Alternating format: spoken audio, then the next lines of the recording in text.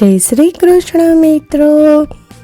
અત્યારે પવિત્ર શ્રાવણ માસમાં આપણે ઘણા બધા વ્રત અને તહેવારોની ઉજવણી કરીએ છીએ અને આવું જ એક વ્રત જે શ્રાવણ માસના શુક્રવારે કરવામાં આવે છે અને તે વ્રત એટલે જીવંતિકા વ્રત. તો ચાલો શરૂ કરીએ જીવંતિકા વ્રતની વિધિ.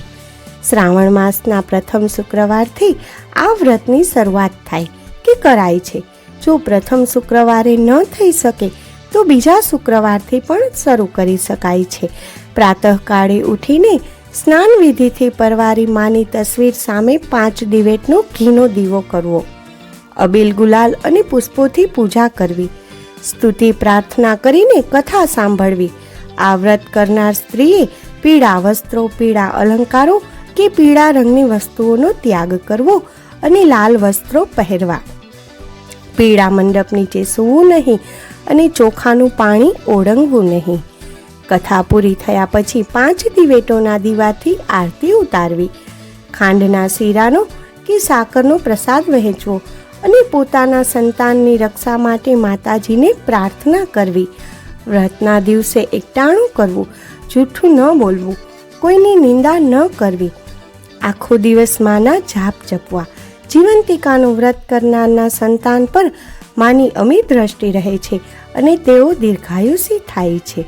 તો હવે સાંભળીએ જીવંતિકા માતાની વ્રતની વાર્તા. પ્રાચીન કાળમાં શિલભદ્રા નગરીમાં સુશીલ કુમાર નામે એક રાજા રાજ કરતો હતો. તેની રાણીનું નામ સુલક્ષણા હતું. રાજા રાણી ઘણા દાની અને ધર્મિષ્ઠ હતા. બધી વાતે સુખી, પણ તેમને એક વાતનું દુઃખ હતું. તેમને શેર માટીની ખોટ હતી. એમને એક પણ સંતાન હતું નહીં.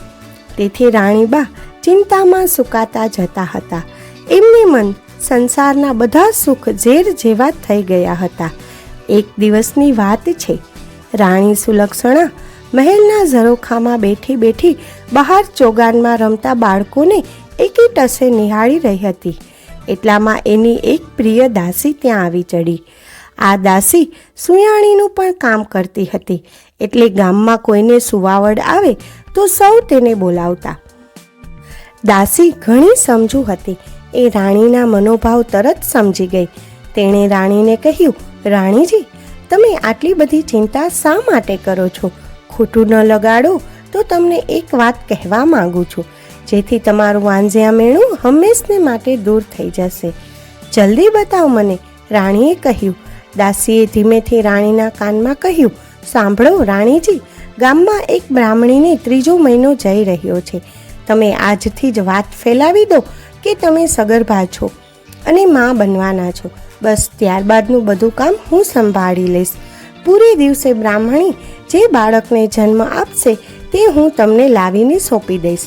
દાસીની વાત સાંભળી રાણીએ પ્રથમ ખચવાટ અનુભવ્યો, પણ દાસીએ તેમને કહ્યું, તમે બીસો નહીં, કોઈને કાંઈ કાનો કાન ખબર નહીં પડે. બાળક મળવાની લાલસાએ રાણી સુલક્ષણા આવું કુકૃત્ય કરવા તૈયાર થઈ ગઈ અને પોતે ગર્ભવતી છે એ વાત ફેલાવવા માંડી. જોતજોતામાં 6 મહિના વીતી ગયા. એક દિવસ રાતે બ્રાહ્મણીને પ્રસૂતિની પીડા ઉપડતા દાસીને બોલાવવામાં આવી.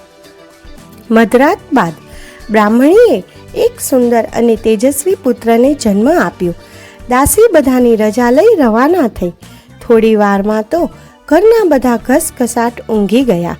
દાસી ઘરની પાછલી બારીથી ચોર પગલે બ્રાહ્મણીના ઓરડામાં આવી અને બાળકને ઉઠાવીને ઘરની બહાર નીકળી ગઈ. એ સીધી રાણી પાસે પહોંચી અને જઈને બાળક સોંપી દીધું. રાણી તો ખુશ થઈ ગઈ. ત્યારબાદ તરત જ મહેલમાં સમાચાર ફેલાવી દેવામાં આવ્યા કે રાણીએ એક સુંદર પુત્રને જન્મ આપ્યો છે. આખા નગરમાં આનંદ છવાઈ ગયો. ઘેર ઘેર દીપમાલા પ્રગટી આખું નગર ઉત્સવ ઉજવી રહ્યું છે. ત્યારે બાળકની સાચી માં બ્રાહ્મણી વિલાપ કરે છે. પુત્ર ગુમ થયાથી રડે છે, ટળવળે છે. ત્યારબાદ બ્રાહ્મણીએ જીવંતિકાનું વ્રત શરૂ કર્યું. તેથી માં જીવંતિકા બ્રાહ્મણીનો પુત્ર જે મહેલમાં રાજકુમાર થઈ ઉછરી રહ્યો છે એની રક્ષા કરવા માંડી. રાણીએ તેનું નામ શીલસેન પાડ્યું હતું. શીલસેન મોટો થવા લાગ્યો. એ યુવાન થયો ત્યારે રાજા સુશીલકુમાર અને પેલી બ્રાહ્મણીનો પતિ મરણ પામ્યા અને શીલસેન રાજગાદીએ બેઠો. તે ઘણો દયાળુ અને ધર્મિષ્ઠ હતો. પ્રજા તેની કુશળતાથી ઘણી ખુશ થઈ ગઈ. થોડા સમય પછી એ પિતાનું શ્રાદ્ધ કરવા માટે ગયાજી જવા નીકળ્યો. રસ્તામાં એણે એક વણિકના ઘેર ઉતારો રાખ્યો. આ વાણિયાને 6 બાળકો થયા અને વારાફરતી 6ઠ્ઠા દિવસે મરણ પામ્યા. આજે વણિકના ઘેર 7મા પુત્રની છઠ્ઠી હતી. ઘરના બધા ઊંઘી ગયા હતા ત્યારે મા જીવંતિકા શીલસેનનું રક્ષણ કરતા બારણા પાસે ઊભા હતા. મધરાત થતાં વિધાતા વણિકના પુત્રના લેખ લખવા આવ્યા એટલે જીવંતિકા માતાએ આડું ત્રિશૂળ ધર્યું અને કહ્યું, દેવી વિધાતા, તમે અહીં કેમ આવ્યા? વાણિયાના દીકરાની આજે છઠ્ઠી છે એટલે તેના લેખ લખવા આવી છું. મા જીવંતિકાએ વિધાતાને પૂછ્યું, બહેન, લેખમાં શું લખશો? ત્યારે વિધાતાએ જવાબ આપ્યો કે એના ભાગ્યમાં છે તે લખીશ કે આ બાળક કાલે સવારે મરણ પામશે. આ સાંભળી મા જીવંતિકાએ કહ્યું, ના ના વિધાત્રી, એવું તમારાથી ન લખાય. જ્યાં મારા પગલાં પડે ત્યાં તમે આવું અમંગળ કદાપી ન લખી શકો. માટે આ બાળકનું આયુષ્ય 100 વર્ષનું લખજો.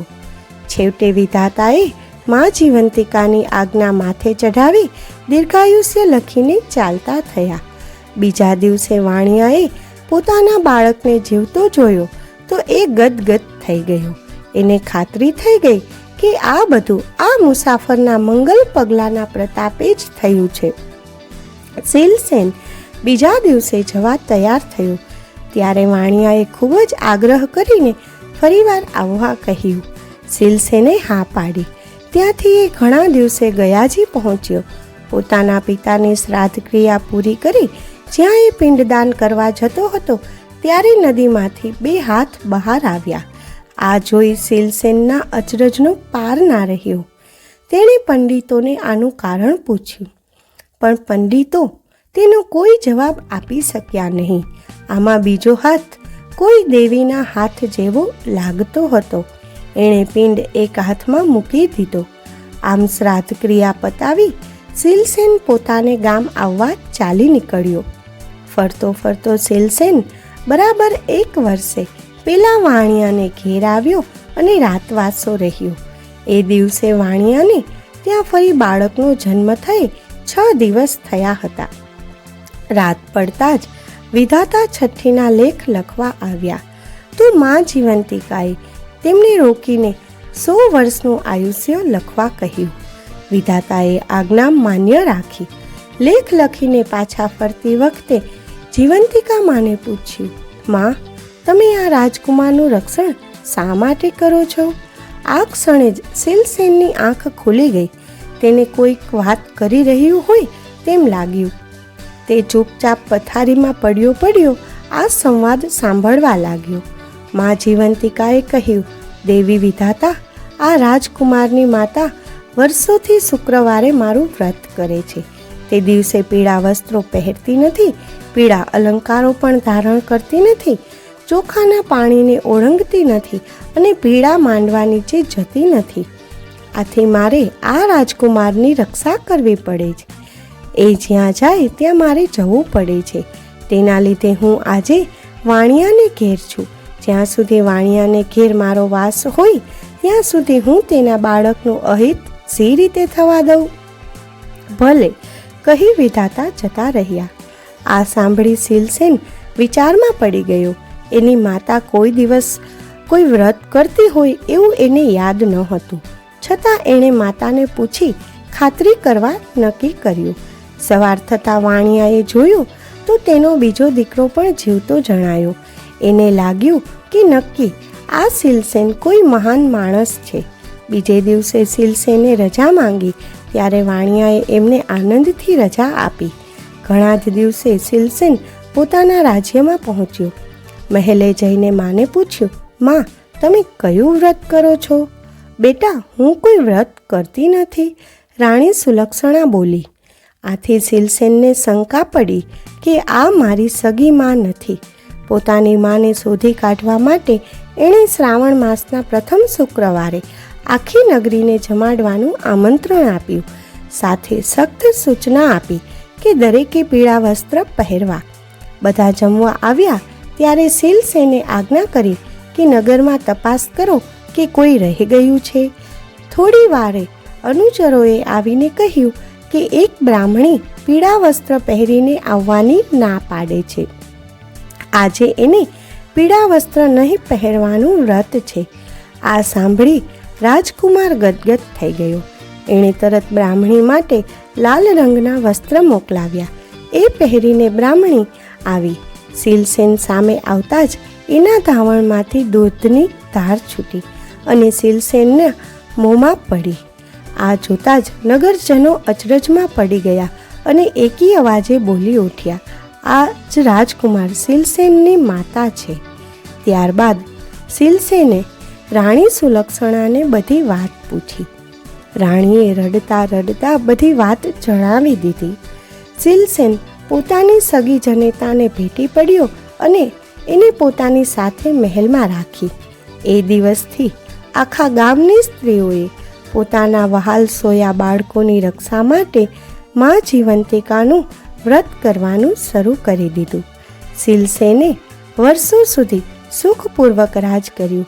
હે મા જીવંતિકા, તમે જેમ બ્રાહ્મણીના બાળકનું રક્ષણ કર્યું તેવું વ્રત કરનાર સૌના બાળકોનું રક્ષણ કરજો અને એમને સુખ સંપત્તિ આપજો. જય મા જીવંતિકા.